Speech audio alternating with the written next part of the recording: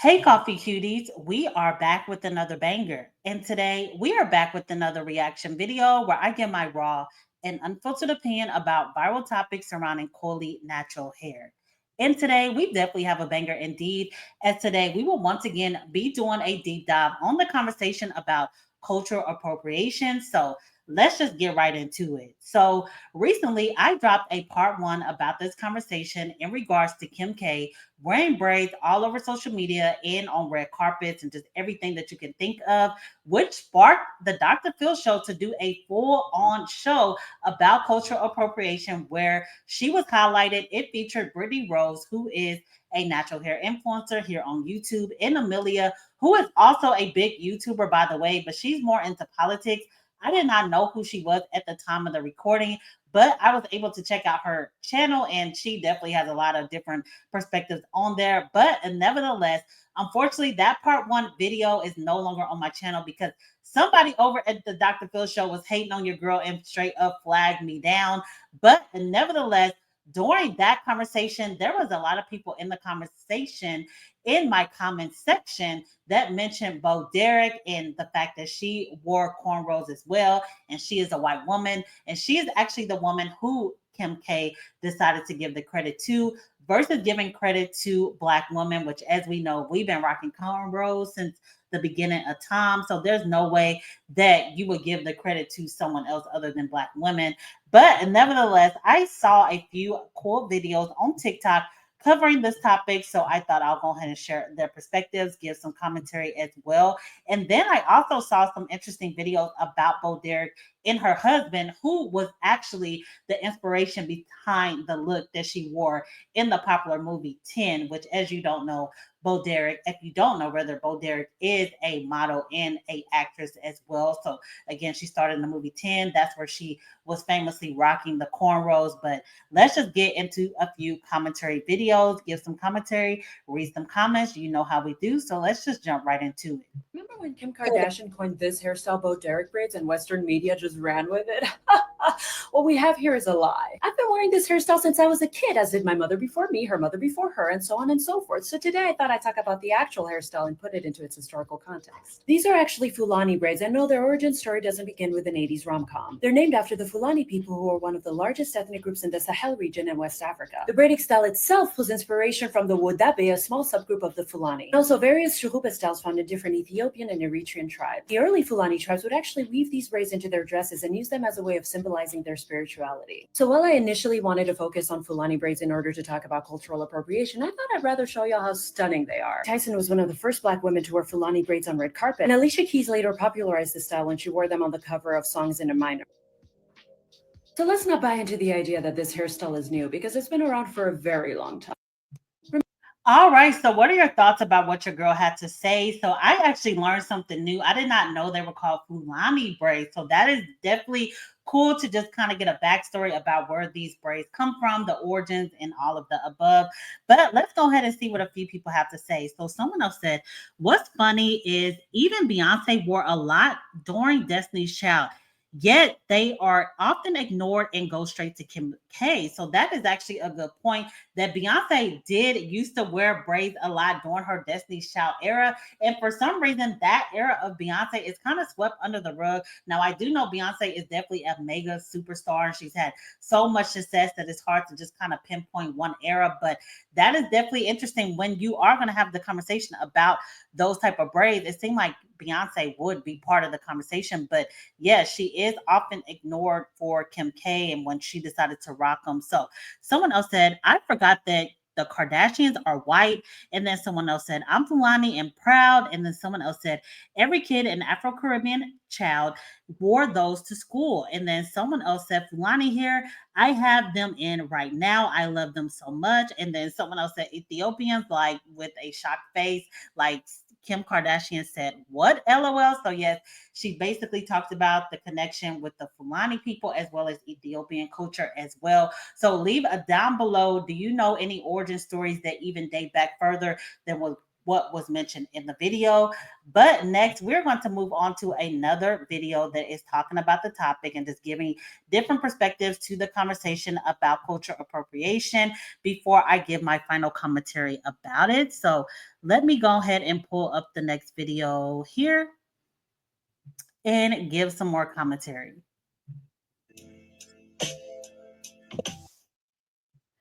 Alrighty, so we're going to go ahead and mute that there and just show the example of the braids, rather, because there is the music playing. But just in case you were not aware of who Bo Derek was and just the impact that she had when it came to these braids, it will unfortunately be on mute, but you can see the news articles going throughout the screen. Okay, so here we go. Craze and a beauty store bonanza, while the same look on a Black person was called ghetto or unpretty.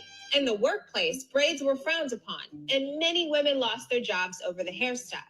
Thousands of cases like this popped up. Employers argued that this style did not fit the corporate image. They were afraid of the statement they thought braids made. They didn't understand them, and so they banned them. Notice. Alrighty, so she just kind of gave a brief backstory. Sorry about the music about the Bo Derek quote unquote braids and how they were deemed as like white girl braids and acceptable for white women to wear. But us as Black women, we had to go through so much discrimination within the workplace and outside of the workplace, really, when it came to rocking these braids. And even unfortunately to this day, that's why things like the Crown Act even exist. So it's definitely highlighting again just the hypocrisy of it all. But someone else said, why can't we wear braids? This Becky effing this. So someone else said, I don't know what that's supposed to mean. Why can't we wear braids? This Becky effing this. I don't want to say the cuss word. Someone else said, I saw that on the episode of Black Dynamite. And then someone else said, blasphemy. Then someone else said, I remember someone called me a 10, quickly told them I was 100. I was the original well before her. Someone else said, I saw the movie back then. Let me kind of scroll down a little bit more. I saw the movie back then and was really mad that she got all that attention for wearing braids. Yes, unfortunately, this particular woman, and I'm going to give my opinion about Bo Derek in general in a second, but she definitely got a ton of attention. I'm going to kind of screenshot when she has a close up of the braids. She basically became famous for rocking this look, and this is a look of Black women, and we've been rocking this look for hundreds of years. But unfortunately, that is oftentimes how it goes. But when it comes to the whole conversation about cultural appropriation, I personally feel like when something that was created by Black people is often like renamed, similar to calling them Bo Derek braids, I personally feel like that is cultural appropriation because that is part of our culture. So why would you rename it something just because a white woman is wearing them and they're naming it full on after them? So I'm not saying that Bo Derek herself is a culture vulture, as I would need more information to confirm that. But just the overall media putting this as Bo Derek braids, I feel like that is culture appropriation. And I also feel like Kim K knows better than this. She has dated so many Black men. She's been all up and through Black culture. So there's no way that she would deem that as acceptable to give the credit to a white woman versus truly paying homage of where this look came from. Because at this point, she is raising biracial children as well. So it seemed like she would feel just not good about doing something like that. But that is the decision that she decided to make. But it feels also like Kim K, when she came out with the braids and tried to credit it to Bo Derek, I feel like she was attempting to kind of like rewrite history again, claim it as a creation of white women. But thankfully, due to the backlash, due to it being a new day and social media, Black women was not having it, and that's why she had to back up off of it. And now I don't even see her rocking braids ever anymore. But when it comes to this whole conversation, next, I am going to pull up an article from Bo Derek herself in her older years, just kind of talking about the impact that her rocking these cornrows back in the movie 10 had, as well as just kind of how it was perceived back then and today. This full article will actually be linked down below, but I'm just going to highlight a few points. So it just basically says, Bo Derek talks about getting criticized for her infamous cornrows. She said, I had no idea that anything would come of it. So basically within the article, she talked about her husband, who was the inspiration behind the look. And she also talked about no other looks was even considered. That was just the look that he wanted, which we're going to get into her relationship with her husband in a second. But she also said at the time it was not really a big deal, but now unfortunately people do walk up to her and call her a culture vulture and say that she basically stole that hairstyle from Black women without giving credit, which basically she is playing very naive to the whole situation, as it was not her ideal and she was not aware of the impact that it will have on the world today. She said people still walk up to her to this day. I feel like personally, a lot of Black women probably felt a way back then, but unfortunately, our voices were not heard as strongly as they are today. So today we are able to speak back and really have conversations about what is and it isn't appropriate, and we can take ownership to our creations a lot better than back in the day, because I'm sure if your mother or grandmother was watching this and literally going to work every day and getting criticized for something that a white woman is currently making millions off of, I'm sure they felt a similar type of way that I would feel if I saw it as well. But next, we're going to kind of just do a deep dive on Bo Derek and her relationship with her husband, just to kind of give a little bit more context. As I saw a video as I was doing research for this one, that was very interesting, as her husband is actually, or was rather, because he has passed away, was 30 years her senior. So it says the predator, John Derek, in his relationship with Bo Derek was a strange one. So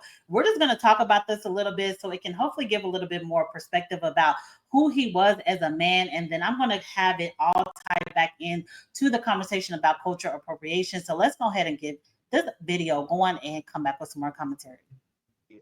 Like an unforgiving taskmaster at an old boys' school in England. Yeah. What do you think? Well, I think that's baloney. I do try to keep her from eating things because I didn't want her to be in the business. She was in the business when I met her, and so I was stuck with that happening. And if she's going to continue to be in the business, I'd like her to be on an important rung on the ladder, not to be clawing her way up. I personally don't enjoy her when she's heavy, and so she doesn't enjoy me when I'm heavy. But I can't accommodate her. I want her to accommodate me in that case. So she, no, I mean that's laziness. I just can't hold my stomach in any longer. But I don't bully her. I don't Svengali her. I would, as you would to anybody that you care about, say, look, there's a pothole, don't step in it if you see it first. And I've been around. I was 30 years old when she was born, so I think that I can guide her down the street a little better than she can guide herself. But after telling her where the potholes are, she can step in them if she wants to step in them. So you're saying that you're not an punitive person, then? No, in no way. So, all right. All right, what? Well, there's only so much a relationship can grow as long as one of the persons assumes a paternal or maternal role. Yeah, I don't. You can almost. Alrighty, so what are your opinions about this video? Again, I thought it was very interesting, as it definitely highlighted a lot of the dynamics within relationships at that time. But as stated in the video, he is actually 30 years older than her. He literally said, I was 30 years old when she was born. Just kind of gives you the side eye for sure. But that's why I cannot put the blame completely on Bo Derek, as John Derek was definitely in control of the narrative and of her beauty, in her image in the movie 10. So that all came from him. So if we're going to put culture vulture on anyone and the appropriation and all of the above, I definitely would give the credit, or the blame rather, more to John Derek, because I believe personally, this is just all speculation, he probably was seeing a lot of beautiful Black women rocking cornrows back in those days, and he decided to snatch that look, put it on his white woman, and make her a movie star, basically doing what they've been doing for hundreds of thousands of years, taking our sauce, not giving us the credit, not deeming us as the blueprint that we deserve to be, and Kim Kardashian just coming along years later and attempting to do the same thing by giving the credit to Bo Derek instead of Black women, as we are definitely the ones who invented this look, as we kind of discussed earlier on in the video, kind of the origins of these cornrow braids. But again, when it comes to the whole conversation about cultural appropriation, when you're trying to rename our creations, that's when I have to basically speak up and say, yes, that's definitely cultural appropriation, similar to what white women were attempting to do at one point on TikTok. Is definitely died down now, because I believe that the backlash was just too hot, is when they tried to name twist styles the Mamma Mia hairstyle. that was another good example. But today is a new day. As Black women, we are here, we're speaking up, and we are taking the rightful ownership of things that we create as the blueprint, often imitated, never duplicated. So that is just what it is. We have been admired from afar for hundreds of thousands of years.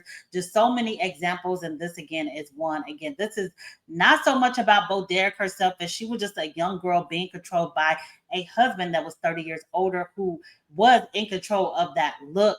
But she did in later years again talk about the impact that African American women basically have had in result of her taking credit for that hairstyle. And she did acknowledge the fact that she was not aware at that time that it was as big of a deal as it was. But Kim K, I would really like her to come out and just admit the fact that no, you may have been inspired by Bo Derek's boldness to wear that hairstyle, but there's no way you don't know that the originator of that hairstyle is Black women. But I am definitely more curious to know what the community thinks about all this. Do you think that this is cultural appropriation? As there's no right or wrong answer. But again, I feel like when they take credit for the look versus giving the credit for its rightful owner, renaming all of that, that's cultural appropriation. But just simply rocking a look that you enjoy from another culture, I feel like that is more like imitation. So it is it's very closely related, but it is a little different. But again, I'm more curious to know what you all think. There's no right or wrong answer. Also, at the time of this recording, we are 747 people away from the goal of 10K. And at 10K, we will definitely be doing a giveaway. So continue to like, comment, and subscribe, and tell a friend to tell another friend that it is Liddy over here. So many more bangers to come. Check out the bio on the way out. So many cool videos coming up. So many cool things going on over there as well. So we have the Coffee Cutie mugs available now. We have the Discord link. Also, email me any and all cool stories that you will think will be cool for the channel. But this is the end of this video. So until next time, see ya.